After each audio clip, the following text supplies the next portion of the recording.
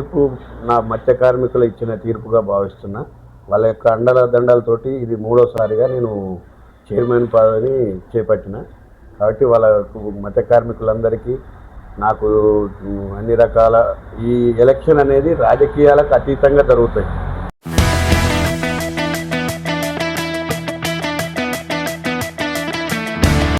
వాళ్ళం మేము కాబట్టి ఈ అఖండ విజయం చాలా రుణపడి ఉంటాం మా మత్స్య కార్మికుల యందు. అదేవిధంగా ఇది ఎందుకంటే ఈ మూసీ సొసైటీ 1975 మా నాన్నగారు అల్వాల వీరన్న గారు సంఘం చేసిండు. అప్పట్లో మా నాన్నగారికి ఎన్నో గవర్నమెంట్ ఉద్యోగాలు వచ్చినా కూడా నా కార్మికులకు నేను న్యాయం చేయాలని నేను ఒక చదువుకున్న వ్యక్తి.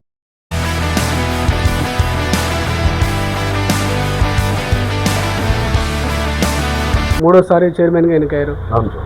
అంటే ఎట్లా భావిస్తుంది? అంటే మీరు ఫస్ట్ సారి గెలిచినప్పుడు, రెండోసారి గెలిచినప్పుడు ఎంతవరకు మత్స్యకారులను ఆ సొసైటీని అభివృద్ధి చేశారు? మూసి ప్రాజెక్టుకి ఉన్నటువంటి అనేక మత్స్య సంపదను ఏ విధంగా ప్రజలకు వినియోగం కావచ్చు, ప్రభుత్వానికి ఆర్థికంగా వెసులుబాటు కావచ్చు, సో ఏ విధంగా చేశారు సార్?